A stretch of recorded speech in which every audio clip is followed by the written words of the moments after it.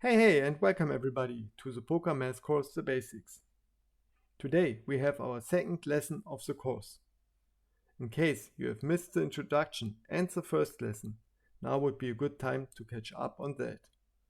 Also, I hope everybody had some time to practice transforming ratios into percentages and vice versa, plus how all this connects with our opponent's bet sizing. Very important to get good at this right from the beginning. Anyways, the topic for today, you see it on your screen, is outs. Outs are the logical continuation after pot odds, because pot odds taught us how often we need to win the pot to break even. In today's lesson, we will focus on how we can estimate how often we are actually winning the pot. For that, the concept of outs will be a crucial help. As we now have a clear understanding what we want to do today, without further ado, everybody sharpen your pencils and join me on a journey into outs. Before we start with our journey, here you see our 3 guiding goals for this lesson. For those who watched the first lesson, this looks quite familiar, and I had an extensive talk about the purpose and use in the first lesson. So again, if you missed that, you should catch up on it, because I'm not going to repeat myself here, and the idea behind them is, at least in my opinion, not unimportant. Also, today we have a lot of theory to cover, so it is better to show up early at work. The only advice from the first lesson I'm going to repeat is that as we now walk through the presentation, always have these 3 questions in the back of your head. Our journey always starts out very simple, and when the concept's name does not reveal much, we turn to the concept itself by using a straightforward imaginary simple scenario to clarify our point. With that, let's assume we not only know our own or hero's cards of 9-8 of clubs. Somehow we also know our opponent cards of ace-king offsuit. Then there comes the flop of ace, deuce 3, with ace and deuce being a club. All this information is available for us as hero. So we know our opponent has hit his ace on the flop, and we as hero are with our flush draw behind. In this situation, hero wants to know which cards help him to make his hand better than the one of his opponent. All cards that help hero are the ones that complete his flush draw, because a top pair is beaten by a flush draw. All these cards that help hero to have the best hand are considered as outs. With realizing that, we can already define the term out. A possible formal definition for the term out is displayed on your screen. All the key elements that every definition like this should contain are marked in this dark red color. It is really crucial for everyone that you are able to evaluate these kind of outs for different situations that come up frequently at the poker table very quick. And when I say very quick, I mean in a matter of seconds. To achieve this goal or skill, it is important to practice. And as a little help for you all, I created a table for this. Here we go. This is a table I created for you all. This table should act as a good starting point, plus be very helpful for thinking about counting outs. Overall, on this table, I listed all situations I could think of, together with their corresponding outs. But of course, this is just what I could think of. If anyone can think of more situations to consider or has a better idea to display everything, always feel free to communicate in the TBP Discord channel. Now let's discover the mechanics behind this table. And for this, we look at the column on the left side of the table. The first row shows always what kind of hand our hero or we because we always think of ourselves as hero, has. Then, in the second row, there comes a certain random flop. The third row shows to what kind of hand hero could improve to, if we assume he always plays versus a top pair. The last row then shows the resulting outs for this improvement. This is the basic logic behind the table. With understanding that, let's look together at one example. For this we pick the Gutshot situation. There, hero's hand is Jack 10 offsuit, and he sees the flop of 8-4 Queen Rainbow. As we always assume, to play against a top pair, only a straight would improve the Jack 10 hand to the best hand, which is displayed in row 3. In this situation, only the 4-9 cards complete the straight, and with that can be considered as outs.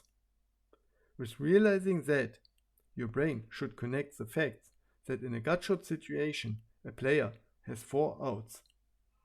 I would recommend to pause the video here or make a screenshot and look at every situation in the just described way carefully. It is absolutely crucial for every player that you recognize these situations together with their outs in a matter of seconds or without thinking twice about them. These numbers have to pop up in your poker brain instantly, and that is not a skill anybody is born with. Time and practice are necessary to achieve this. As we figured out how many outs we have in different situations, this is still not exactly telling us how often we will improve. So we are looking for a way to transform knowing our outs to a reliable number that tells us exactly how often we will improve. This can, as with pot odds, be determined as a ratio or a fraction. Here we see the two general formulas, how we get from knowing our outs to a number that tells us how often we hit our draw. For everyone who watched the pot odds video, all this should look and will sound pretty familiar. So those people should see it as a little refresher. But for those who are new, let me recap briefly the general logic behind both methods. Starting on the left with the ratio method. In general, a ratio shows how much of one thing there is compared to another thing. The thing here for outs is of course on the one hand our outs, which can also be seen as our favorable cards, and then on the counterpart we have the unfavorable cards, which are all cards left in the deck that do not help us. This gives us the general ratio formula of unfavorable to favorable cards, as you see on the left side of your screen. Now to the right side, the percentage method. In general, a percentage can always be expressed through a fraction, and we already learned that the denominator represents the whole, which is here all possible cards, and these are unfavorable cards plus favorable cards. As you all hopefully see, that is the sum of the ratio. The nominator represents the parts we are looking at in general, which are here our outs, or as we said before, our favorable cards. Everybody who watched the pot odds video hopefully sees the analogous to pot odds, and with that we can interpret things the same way as with pot odds. So both methods will tell us how often we catch or hit our draw, once expressed as a ratio and the other time as a percentage. As all this explanation has been pretty theoretical or abstract, let's look at an easy example, and as always, things will become a lot clearer. We look again at the example from the beginning, where we had 9-8 of clubs and William had ace-king offsuit, and the flop comes ace-deuce-3, with ace and deuce being a club. So hero has a flush draw against a top pair from William. In this situation, we know from the table we have 9 outs, cause there are 9 cards in the deck that complete our flush draw. Also, we named these as favorable cards. Further, we know our 2 whole plus the 3 flop cards. As there are 52 cards overall in the deck, and 5 we know, so 52 minus 5 gives us 47 possible remaining unseen cards.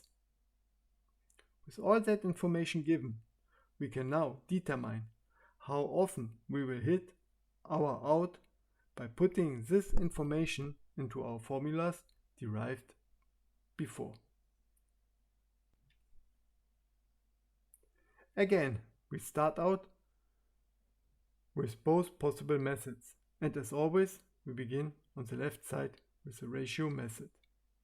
Our ratio in general is unfavorable cards to favorable cards, and the favorable cards are equal to our outs, which were 9. Our unfavorable cards are all cards left in the deck that do not complete our flush draw, which are here 38. We get this number because 47 are all possible remaining cards, which include all the cards that help us, and 47 minus 9 is our magical 38. We can now divide both sides by 9 and get the ratio of 4.2 to 1. Now to the percentage method. This was defined as favorable cards divided by all possible cards.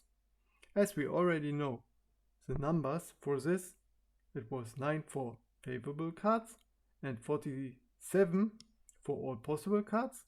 This gives us a fraction of 9 divided by 47.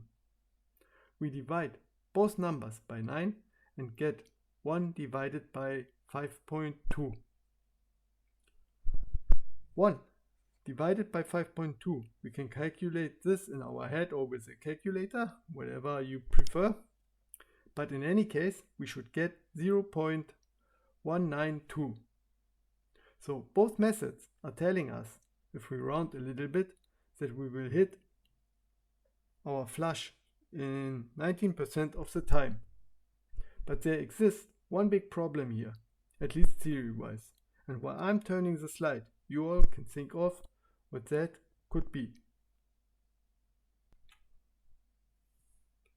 The problem that I neglected so far is that there exist 3 situations that are different in regards to how many cards we will see and how many cards are left in the deck. The 3 situations, are listed in the lower part of the slide. There you see we could have calculated our outs probability from flop to turn or from turn to river.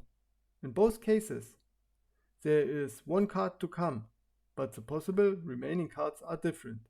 It is 47 from flop to turn and it is 46 from turn to river. The third situation that could appear is that we get to see both cards, the turn and the river. This situation can come up, for example, when one player is all in, or our opponent is very passive and never bets the turn again. With given these 3 problems, we have to investigate if that is changing anything for deriving our outs probability. To investigate if one of the mentioned problems has an impact, we have to look at the probability equations for all 3 possible situations using the percentage formula. I already listed these for you all on the slide. I know for one or the other this might look a little bit terrifying, but no worries. We walk through these equations together. The first equation, from flop to turn, there the P means just probability and is what we are looking for. The F\T just tells us that we are looking for the probability from flop to turn. As this is exactly what we have done in our practice example, where we divided all favorable cards or outs with all possible cards. This gave us the fraction of 9 divided by 47. To divide these numbers, we can use our head or a calculator, and with either way, we get 0.192. If we now multiply this by 100, we get the actual percentage, which is not surprisingly the same as before. Now the second equation, where we want to know if the result is changing if we do the same calculation from turn to river. In this situation, we have only 46 overall remaining possible cards, because the turn is known. With that, we divide 9 by 46, which is 0.196. And if we do the necessary calculations, this equals 19.6%. So we already see that from turn to river, we have a slightly higher percentage to hit our card than before. The last case, that we see both cards, is a bit tricky.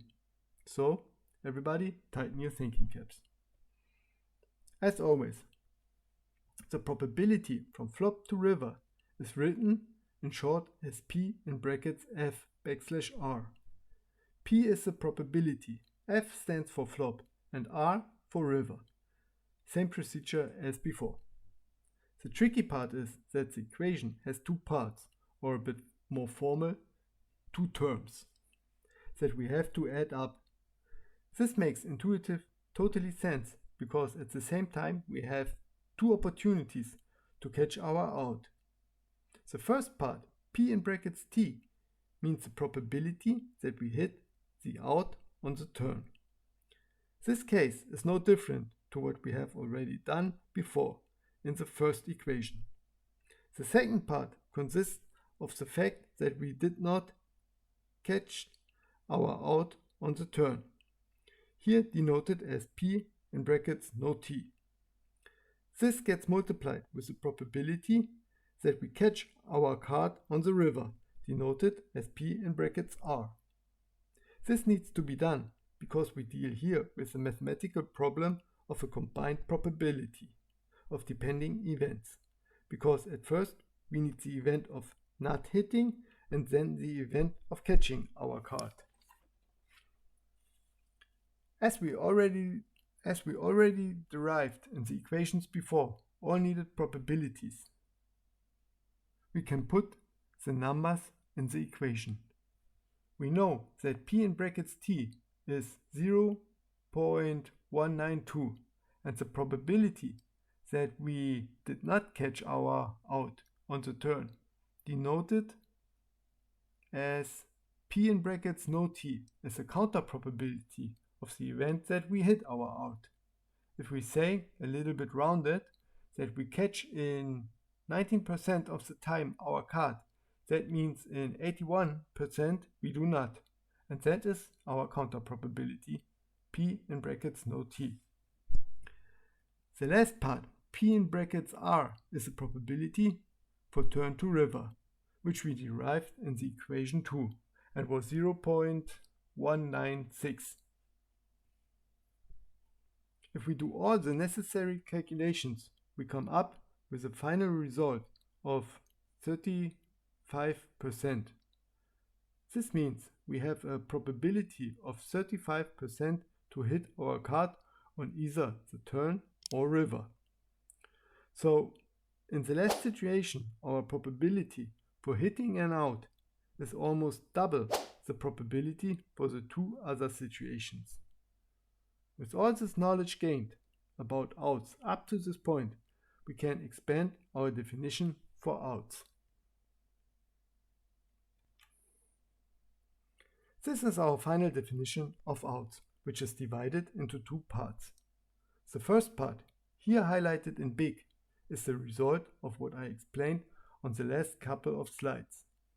That outs tell us how often we hit or catch our card. And the second part, in brackets, is our first definition from the beginning of the presentation. So the outs concept is actually a two-part process. First we need to figure out our outs, in a given situation, and then, with knowing this, we can derive our actual probability that we will catch our out. Now, with that clarified, we can bring both ideas of outs and pot odds together. To bring both concepts of pot odds and outs together, we should compare and contrast them. On the upper left side, you see our definition of pot odds, and on the right side, you see our definition of outs. As pot odds indicate how often we have to win, and outs telling us how often we actually win, the logical conclusion of this is summarized in the second part of the slide. These conclusions give us a mathematical proven way when we can call or fold to a bet profitable. The conclusion in the first case is that if our actual win percentage exceeds how often we have to win, calling becomes the correct decision. The reason for this is that the call makes us money or chips in the long run, because the pot will belong often enough to us. In the second case, it is the opposite. When our actual win percentage is smaller than what we have to win, we should fold. The reason for that is that our fold makes us money or chips as well. I know a lot of people will say, wait, Chili, are you out of your mind? How can we make money or chips if we don't win the pot? Good question. Let me explain. Remember in the first lesson, I was talking about throwing money out of the window and that we should avoid such a behavior in real life and at the poker table. This here is a classical situation for this, and we make money by not giving away anything that in the long run will not return to our pockets. I hope you all understand now that a fold in this situation makes us money as well, because both of these principles are a cornerstone for playing mathematical correct poker. So it is important to familiarize yourself with these ideas, and for that it is best to practice it with a simple example. For practice purpose, we think of the following imaginary poker situation. Hero has ace-10 of spade, and the flop comes king 8-3 with king and 3 in spade. Hero's opponent bets 100 chips into a pot of 500 chips. Now Hero has to decide if he wants to call or fold if he is only considering pot odds and outs. To analyze this situation, we have to look at first at Hero's pot odds, then at his outs, and finally we compare both of them to get an answer for his question. To derive Hero's pot odds, we follow the same steps we already learned in the first lesson. For the ratio method, Hero's risk or call size is 100 and his possible reward or pot size is 600. This gives Hero a ratio of 600 to 100. Now we can divide both sides by 100 and get final pot odds of 6 to 1, as you see on the slide. The same numbers for call size and pot size can be put into the formula for the percentage method, which gives us pot odds of 1/7. That the result of the ratio method is equal to the result of the percentage method can be understood through the relationship inside the yellow circle at the bottom of the slide.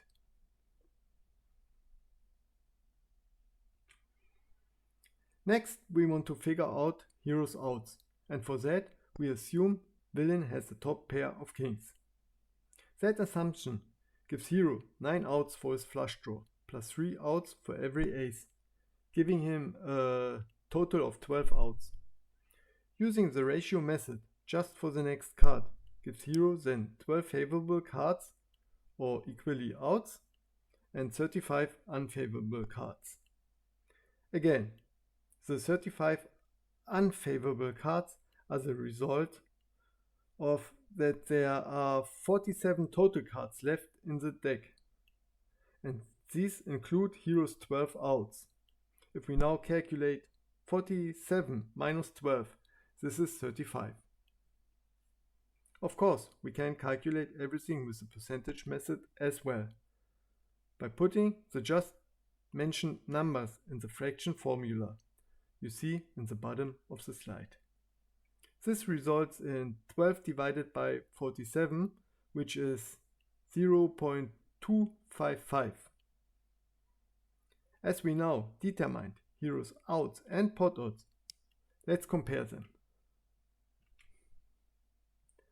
Now we can contrast pot odds and outs. We saw before that hero has pot odds of 1/7, and 1 divided by 7 is 0.14, which we can multiply by 100 to get pot odds of 14%. This 14% tells hero how often he has to win to break even. Now, hero has to look at how often he actually wins the pot with the next card. The result for this we derived on the slide before and was 0.255, which makes it 25.5%. So, as hero wins more often than he has to, this is a clear call for him. Everybody should start practicing these kind of calculations. You have to be able doing the 3 steps from before unconsciously in your head while playing. And to start practicing right away, think about how the result would change if hero assumes to see both cards. Of course, you can post your answers in the TBP Discord channel Chili's Math Lab and get instant feedback. However, the concept of outs is not only important for the comparison with pot odds, they also play a crucial role with another fundamental poker concept. The other fundamental poker concept where outs play a crucial role is equity. How this all connects we will discover in our next lesson. Further, there I will show you all a nice little shortcut how we can easily and way faster transform our outs to a percentage than with the methods presented here. I hope that little spoiler got everyone hooked for the next episode. And as always, on our last slide we look at how everything we learned fits into our little helper chart. On the chart I differentiated outs for the case that we see 1 or 2 cards. Cards are labeled in the chart as street, but both mean the same, which everyone as a poker player should understand right away. The distinction between 1 or 2 streets or cards is important because we saw that it makes a huge difference for our percentage chance to catch an out. In the equation section we saw that when we get to see both cards, our probability almost doubled. In the table now here presented, the first 2 columns show in short the result from our first lesson, where I explained how pot odds connect with a certain bet size. Now here are added the corresponding outs for each situation as well. With having this information together, everybody can now practice to get comfortable with things like when an opponent bets 25% of the pot, we get pot odds of 5-1. And for a call, we need 8 outs for 1 card to come and 4 outs for 2 cards to come. So a lot more to practice before the next lesson will come up. All left to say is thanks for the attention, and I know this time it has been quite a lot of information, so congrats to everybody who made it till the end. And of course, good luck at the tables for everybody. Take care. See you all. Bye bye.